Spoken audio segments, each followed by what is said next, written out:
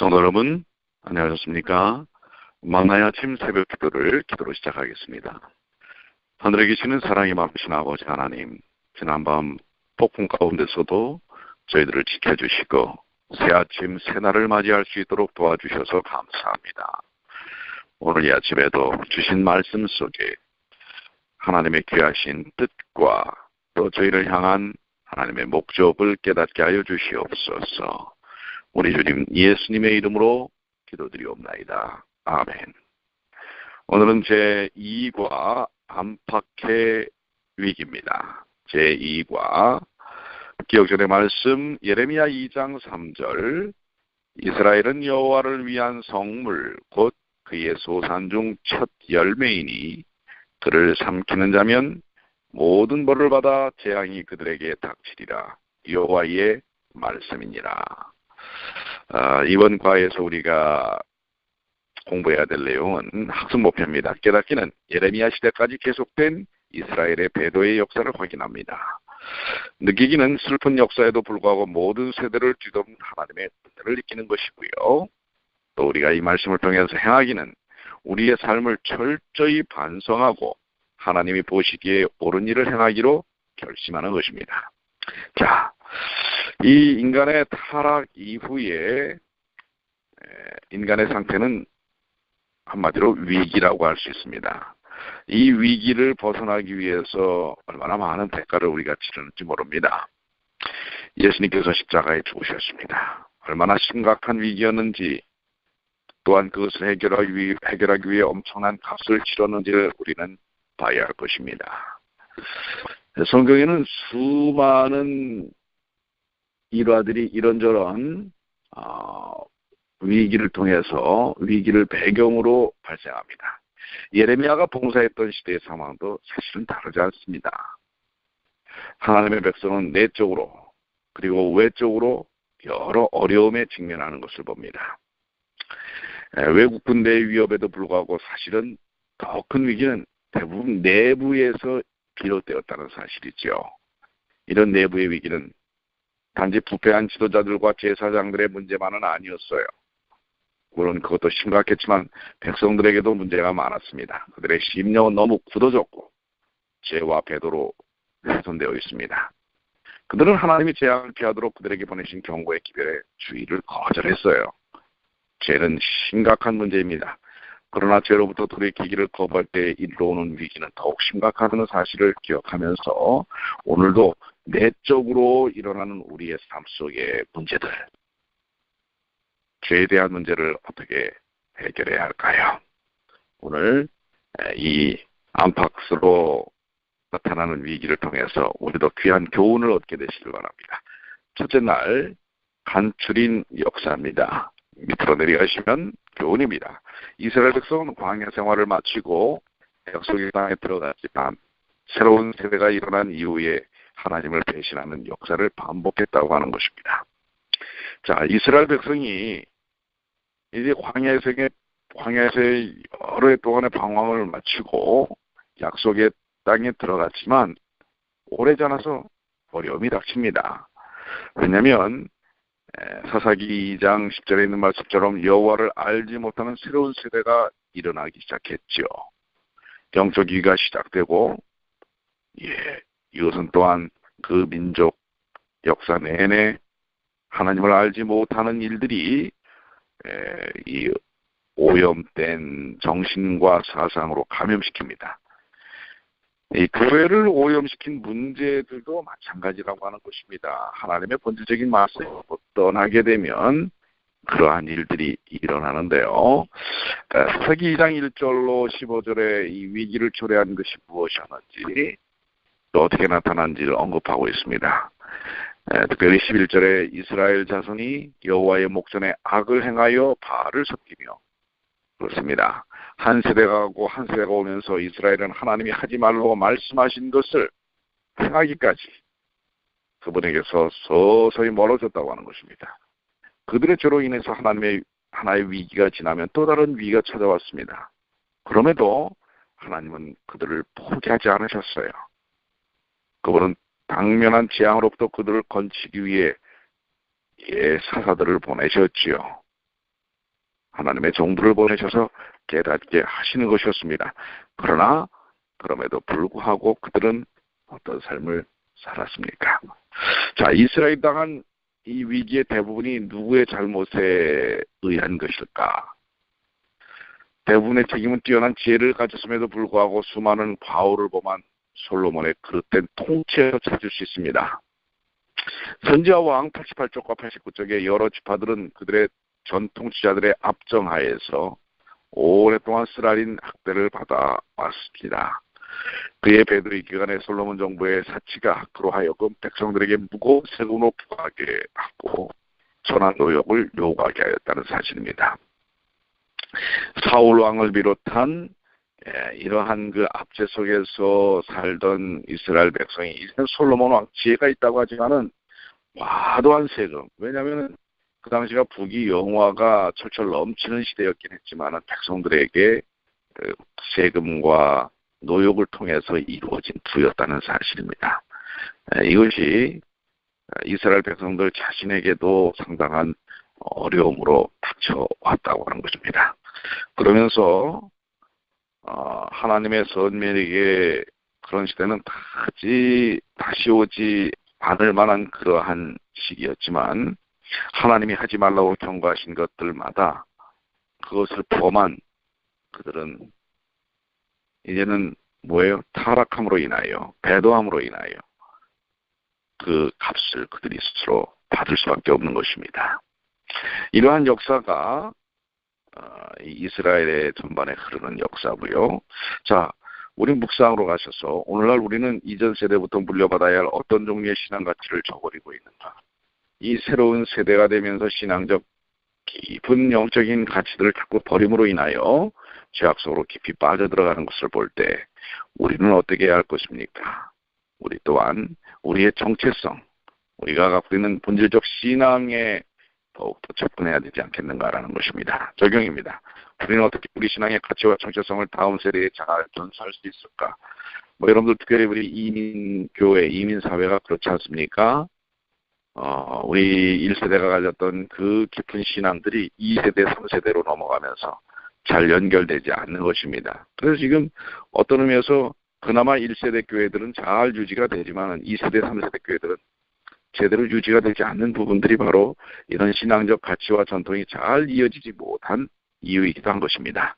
자, 둘째 날 두 왕국입니다.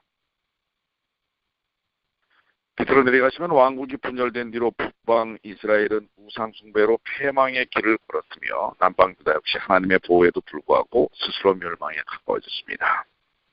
자, 이 나라가 두 동강이 난 뒤로 상황은 더 악화됩니다. 북방 왕이 여로보암 왕은 오랫동안 악한 영향을 남길 끔찍할 영적 결정들을 내리죠.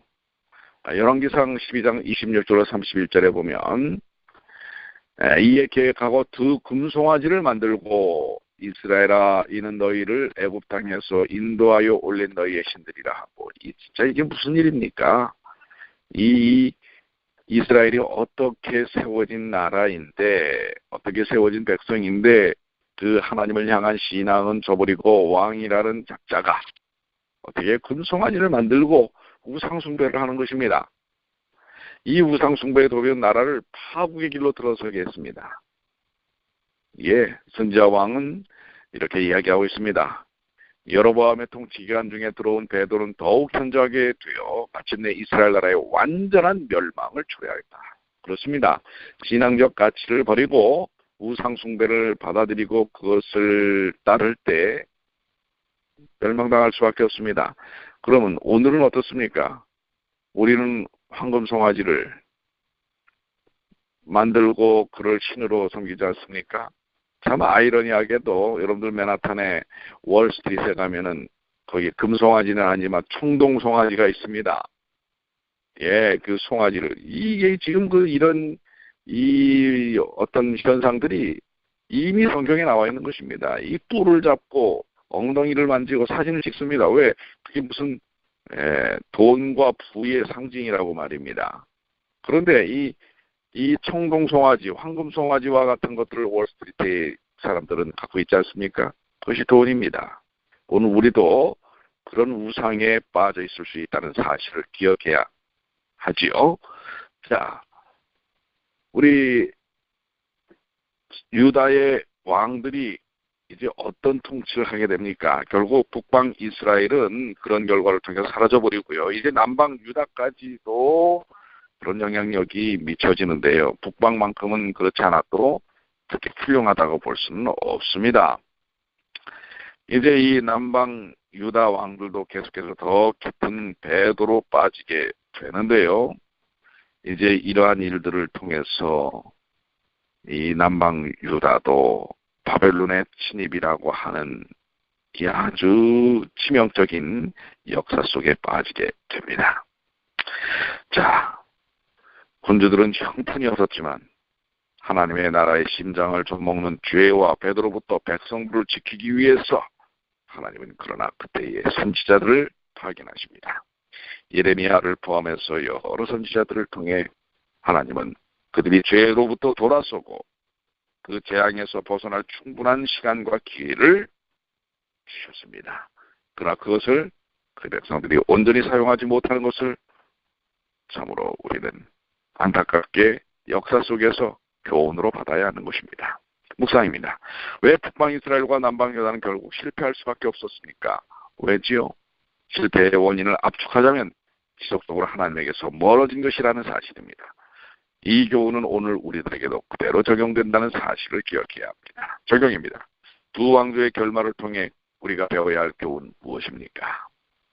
자, 그 교훈들을 좀 살펴보게 잘 적용하시고요. 실제 날 두 죄악입니다. 예레미야는 유다 백성이 멸망을 모면하기를 바랬습니다. 그러나 하나님을 버리고 헛된 것을 쫓는 죄에서 돌아서지 않는 한 파국적 결말을 피할 수가 없었다고 하는 것입니다. 자, 여기 이 젊은 예레미야 선지자가 봉사를 시작하면서 이제 여호와의 말씀이 그에게 임하자 그는 백성들에게 이 말씀을 주의한다면 멸망을 피할 수 있을 것이라는 희망을 가지고 그들에게 전했습니다. 그런데 이 말씀을 줘버리면 곧 뭡니까? 멸망이지요. 예레미야 21장 28절, 2장 1절과 28절을 보면, 자, 하나님께서 그들이 어떤 죄악들을 가졌는지 알 수 있습니다. 특별히 예레미야 2장 13절에 내 백성이 두 가지 악을 행하였나니 곧 그들이 생수의 근원되는 나를 버린 것과 생명의 근원이요 생수의 근원이신 하나님을 버린 것과 스스로 웅덩이를 판 자신들 스스로의 인생의 길을 찾는 것, 이것이 두 가지 악입니다. 그것은 물을 가두지 못할 터진 웅덩이라고 하는 사실을 분명히 말씀하고 있습니다. 허망되고 헛된 것에 삶의 뜻을 두고 산다고 하는 것입니다. 예. 오늘 이러한 일들이 여전히 우리들에게도 반복됩니다. 하나님을 저버리고 스스로 인생의 목표와 가치를 쫓는 이스라엘 백성들처럼 우리도 똑같은 그런 삶 속에서 멸망당할 수 있다는 사실을 경고하시는 것입니다. 예레미야 2장 5절에는 하나님은 이스라엘 백성들이 그분을 버리고 헛된 것을 쫓다가 결국 헛된 것이 되었다고 말씀하고 있지요. 이것은 전도서에 헛되다라고 번역된 히브리어와 동일한 말입니다. 우리는 헛된 것을 쫓지 않는 인생이 되어야 할 것입니다. 묵상입니다. 여러분은 사람들이 어떻게 허무한 인생을 살게 된다고 생각합니까? 하나님을 저버리고 헛된 짓, 자신의 목표와 인생에 매달려 있을 때 결국은 사라져버릴 것이라는 사실을 기억해야 할 것이라는 것이죠. 적용입니다. 여러분이 하나님을 가까이 하면서 단념해야 하는 헛된 목적과 계획은 무엇입니까? 오늘 좀 시간을 내셔서 살펴보십시오. 헛된 목적과 계획. 여러분에게 집입니까? 차입니까? 돈입니까? 자녀입니까? 하나님을 떠난 모든 것들은 우상이 될 수 있다는 사실을 기억해야 합니다. 넷째 날입니다. 바벨론의 위협인데요. 그들은 가시면 의나는 신흥 강국 바벨론에 복종하라는 선지자의 경고를 거부하고 하나님의 구원을 받았으나 하나님은 바벨론을 심판의 도구로 사용하실 작정이었다. 것입니다. 네, 예레미야가 활동했던 당시의 그 정치적 사건과 배경, 이것을 정말 우리가 좀 이해할 필요는 있습니다. 예레미야 27장 6절의 말씀을 보면 이제 내가 이 모든 땅을 내 종 바벨론 왕 느부갓네살의 손에 주어 또 들짐승들을 그에게 주어서 부리게 하였나니. 사실 이제 애굽이 다시 힘을 모아서 세상을 좀 제패하려고 하는 욕망을 갖고 있었죠. 기원적 605년에 애굽은 그러나 카르케미시 전투에서 바벨론에 패하고 맙니다. 결국 신흥 강국 바벨론이 탄생하는 것이죠. 이 신흥 강국은 유다를 속국으로 삼고요. 유다 왕 여호야킴은 바벨론 왕에게 충성을 맹세해야만 나라를 안전하게 지킬 수 있었습니다. 그러나 유다의 많은 이가 그렇게 하기를 바라지 않았습니다. 그들은 바벨론과 싸워서 독립하기를 바랬지요. 하지만 그것은 하나님이 그들을 위해 계획하신 바가 아니었습니다. 오히려 하나님은 유다의 배도를 인하여 그 나라를 심판하시기 위한 도구로 바벨론을 사용하실 작정이었어요. 그러나 에레미야를 통해서 하나님은 기별을 주셔요. 애굽에 붙지 말고 바벨론과 잘 해보라고 하는 것입니다. 그런데 이런 하나님의 뜻은 저버리고 그들 스스로 판단해서 애굽에 붙고 바벨론에 대항하려고 하는 것입니다. 결국 바벨론을 통해서 그들이 여태까지 해왔던 배도를 하나님은 정리하시려고 하는 것인데 그것도 알지 못하고 하나님의 은혜도 깨닫지 못하는 것입니다. 그러면서 여전히 하나님께 간구하고 매달립니다. 참 아이러니하지 않습니까? 하나님의 뜻은 받들지 않고 하나님의 은혜는 하나님의 보호하심은 간구하는 것입니다. 이런 신앙은 오늘 우리들에게도 있을 수 있어요. 예, 겉으로는 하나님의 은혜를 간구하고 하면서 정작 하나님의 말씀과 기별과 경고는 따르지 않습니다. 그 결과는 어떻게 됩니까? 왜 우리가 하나님을 믿는데 이렇게 됩니까? 그렇게 될 수밖에 없죠. 하나님의 뜻은 따르지 않으니까. 그러면서 하나님의 은혜는 구하고 기도는 합니다. 동기와 목적이 엄청나게 다른 것입니다. 동기도 하나님의 뜻이요. 목적은 하나님의 인도하심이 되어야 할 텐데 자신들의 구원과 자신들의 안전함을 위해서 하나님을 방편으로 이용하는 것에 불과한 것이 그 당시 이스라엘 사람들의 문제였다는 사실입니다. 오늘 이런 류의 신앙은 오늘 우리들에게서도 나타난다는 것 기억해야 합니다. 예, 자신의 삶의 부귀영화를 위해서 하나님을 이용하고 신앙을 이용하되 하나님의 뜻은 받들지 않는 이런 죄악에서 벗어나야 할 것입니다. 바로 이것이 바벨론의 위협으로 이스라엘 백성들에게 나타난 문제였다고 하는 것 기억하면서 에레미야 25장 8절로 12절에 있는 말씀을 통하여 유다 백성에게 보내는 예레미야의 기별이 무엇이었습니까? 예레미야는 계속해서 그들의 죄 때문에 일어날 일들에 대해 백성들에게 경고하였습니다. 그러나 그때마다 정치 종교 지도자들은 경고를 청종치 않고 그냥 여호와께 그들을 살려주시라고만 매달리는 것입니다. 참 앞뒤가 맞지 않는 신앙적 태도지요. 자, 묵상입니다. 왜 유다 백성과 지도자들은 하나님의 뜻이 아닌 것을 고집스럽게 믿었을까요? 그것은 자신들에게 목적이 집중되어 있기 때문이라는 것이지요. 우리는 하나님과의 언약 관계 안에 있는지 잘 살펴보는 일이 중요합니다. 적용입니다. 여러분이 그들과 같은 실수를 반복하지 않기 위해 빨리 인정해야 할 것은 무엇인가? 우리의 죄, 그리고 그분의 뜻, 그것을 우리의 삶 속에 적용하는 것이지요. 자, 다섯째 날입니다. 거짓 맹세입니다. 교훈으로 내려가시면 예레미야 당시에 예루살렘에는 죄와 배도가 백만하였습니다. 백성들은 선지자의 경고를 외면하고 그들의 신앙에 아무 문제가 없는 것처럼 자신을 기만했습니다. 그렇죠. 예레미야 5장 1절에서 여호와는 예루살렘 백성들에게 말씀하시기를 너희가 만일 정의를 행하면 진리를 구하는 자를 한 사람에도 찾으면 내가 이 성읍을 용서하리라 라고 말씀하셨어요. 그 핵심이 뭡니까? 하나님이 예레미야를 통해서 하시고자 했던 말씀의 요지는 배도와 죄가 그 백성들 사이에 얼마나 가득 찼었는지 드러내는 것입니다. 한 사람만이라도 하나님 뜻대로 산다면 그 성읍을 용서하리라고 말씀하실 정도였어요. 하나도 없었다는 것입니다. 어떻게 이럴 수가 있습니까? 이 백성들에게 가득 찬 죄악들, 이 심각성을 경고하는 것입니다. 이러한 죄악들은 오늘날 우리 속에서도 있을 수 있다는 것 다시 한번 반복합니다. 죄와 배도에서 벗어나야 합니다.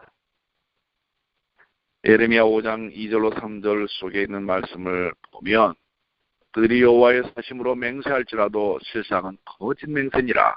여호와여 주의 눈이 성실을 돌아보지 아니하시나이까 주께서 그들을 치셨을지라도 그들이 아픈 줄을 알지 못하며 그들은 거의 멸하였을지라도 그들이 징계를 받지 아니하고 그 얼굴을 반석보다 굳게 하여 돌아오기를 싫어하므로. 이 말씀은 책 전반에 걸쳐 있는 핵심을 끄집어내는데요. 그 나라가 얼마나 심각하게 타락했는지를, 그리고 대다수의 백성들은 그럼에도 불구하고 여호와를 여전히 신실하게 섬긴다고 생각했다는 사실입니다. 그들은 여호와의 이름을 부르지만 그분이 명령하신 진실과 정의와 공의 대신 거짓으로 그렇게 했다는 사실입니다.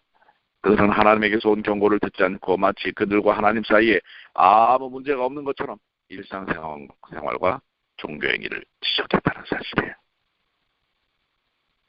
그야말로 외식적인 신앙입니다. 거짓에 빠져있는 신앙이라는 사실이죠. 이게 자기 기만입니다. 그들은 하나님께 맡깁니다 하면서 여전히 자신들의 주장 속에 벗어나 있지 않다라는 것이죠. 자, 묵상입니다.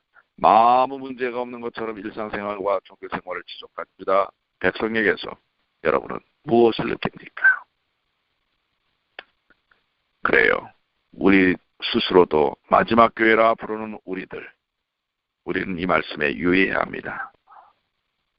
우리 마지막 교회야, 남은 교회야, 하나님의 교회야 하면서 실상은 하나님의 뜻에서 멀리 벗어나 있다면,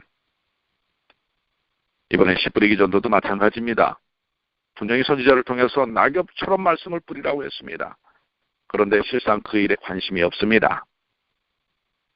그건 다른 사람들이나 한국에서 자기 돈 들여서 비행기 타고 와서 그 수많은 값을 치르고 만든 전도지, 그래 니들이나 와서 해 라고 생각한다면 이스라엘 백성들하고 다를 게 무엇이 있습니까? 우리에게 주어진 사명을 우리는 감당해야 합니다. 여러분들에게 요청합니다. 이 2주 동안에 여러분들도 최소한 한 주에 하루 이틀 시간을 내셔야 되지 않겠습니까? 이 전도지를 전달하는 일, 전하는 일, 이 일에 여러분들이 그것이 어떤 결과를 낳건 낳지 않건 그것은 하나님의 몫이고 우리에게 맡기는 건 전하는 것입니다. 그건 다른 사람 만나서 주고 그 사람들 집집마다 꽂아놓고 그 일도 우리가 기술이 필요합니까? 기술이 필요하지 않습니다. 나는 말을 못하니까 말하지 않아도 됩니다. 그냥 전달하십시오. 자, 이런 일들에 함께하는 주의 자녀들 되시길 바랍니다. 이것은 이스라엘 백성들과 똑같습니다. 우리는 신앙적이야, 말씀 중심이야 라고 이야기하면서 세상은 하나님의 뜻 가운데 자신을 맡기지 않는다면 오늘 이 예레미야를 통해서 말씀하신 안팎의 위기를 우린 개인적인 신앙 속에서도 겪을 수밖에 없다는 것 우리는 기억해야 합니다. 결론입니다. 예레미야의 기별은 끝내 바벨론 유수로 이어질 영적 위기를 다루었습니다. 결국 그들이 포로되죠. 이런 위기는 엄청난 은혜로 말미암아 수백 년간 유예되었지만 하나님의 길보다 인간의 길을 선택하는 배도로 인하여 점점 호조되었다는 것. 이번 주 이 말씀들이 우리의 생애에 큰 깨달음이 있게 되기를 간절히 축원합니다. 기도하시겠습니다. 아버지 하나님, 오늘 우리는 안팎의 영적인 도전들을 받습니다. 그 도전의 이유는 하나님의 뜻, 하나님의 목적하심, 우리 각자에게 주신 하나님의 이러한 사명들을 감당하지 않기 때문에 여전히 죄악과 우상과 배도에 빠져있기 때문에 그렇습니다. 그런데 참으로 의미 있는 것은 그 당시 이스라엘 백성들도 문제 속에 있을 때 하나님을 찾았고 하나님께서 은혜 주시기를 간구하였다는 것입니다. 그러면서도 여전히 그들의 중심과 생각은 하나님의 뜻에 있는 것이 아니라 자신들의 위기를 모면하는 자신들에게 맞춰져 있었다는 사실입니다. 신앙생활을 하되 능력은 없습니다. 신앙생활할 때 영적인 경험들을 갖지 못합니다. 바로 그 죄악 때문에 그렇습니다. 거짓 맹세와 헛된 외식적 신앙 속에 있기 때문에 그렇습니다. 오늘 저희 자신을 살피게 하여 주시옵소서. 말씀 중심, 그 말씀에 따르는 안식일 설교의 말씀처럼 예수를 만났을 뿐만 아니라 예수 그리스도의 십자가에 굴복하는 인생이 되게 하여 주시옵소서. 주님 뜻에 우리 자신을 맡기는 인생을 살게 하여 주시옵소서. 주신 말씀 이제 저희의 마음속에 아로새기고 믿고 따르겠습니다. 주여 인도하여 주시옵소서. 우리 주님